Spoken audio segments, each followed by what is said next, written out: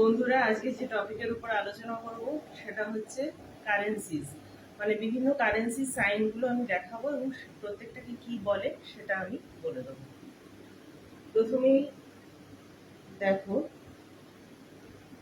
এই সাইনটা বুঝতেই পারছো, এটা ডলার, এটা এই যে এটা ইউএসএ, তারপরে তোমার জিম্বাবুয়ে, তারপরে এল সালভাদোর, এই ধরনের আরো বেশ কিছু কান্ট্রিজে ইউজ হয়।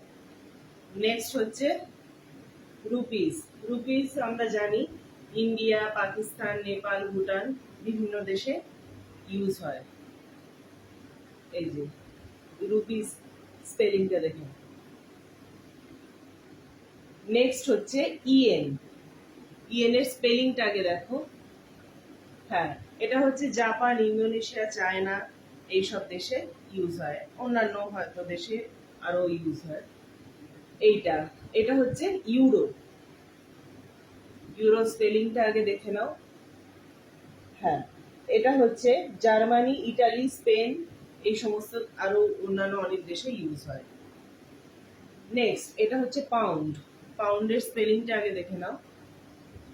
হ্যাঁ, এটা হচ্ছে ইউনাইটেড কিংডম, স্কটল্যান্ড ইত্যাদি অন্যান্য অনেক দেশে এই কারেন্সি ইউজ হয়। পাউন্ডের স্পেলিংটা হ্যাঁ ঠিক আছে। নেক্সট হচ্ছে পেসো। পেসো কোথায় কোথায় হয়? পেসো হচ্ছে আর্জেন্টিনা, মেক্সিকো, চিলি এই ধরনের কিছু দেশে পেসো ইউজ হয়। আমি একটা কথা বলে রাখি যে ধরো ডলার ডলার ধরো ইউএস ডলারের একরকম ভ্যালু হয়, আবার অস্ট্রেলিয়ান ডলারের আর এক রকম ভ্যালু হয়। তেমনি পেসোটাও তাই, আর্জেন্টিন পেসো, আর্জেন্টিনা যেমন আর্জেন্টিন পেসো বলে, তার ভ্যালুটা একরকম। অন্য মানে দেশে মেক্সিকোতে তার ভ্যালু অন্যরকম। তো এইভাবে ভ্যারি করে। আমরা বলি না টাকার দাম বেড়েছে কমেছে, ইন্ডিয়ান রুপিসের দাম বেড়েছে কমেছে, তো সেটাই কারেন্সির উপর ভ্যালু করেই হয় আর কি। তো এবার লাস্টে আমার একটা প্রশ্ন আছে, তোমাদের বলতে হবে যে এই কারেন্সিটাকে কি বলে।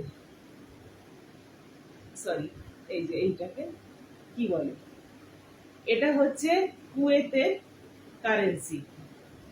ইনফ্যাক্ট এটার ভ্যালু এখন সবচেয়ে বেশি। ঠিক আছে, তাহলে আজ এই পর্যন্তই।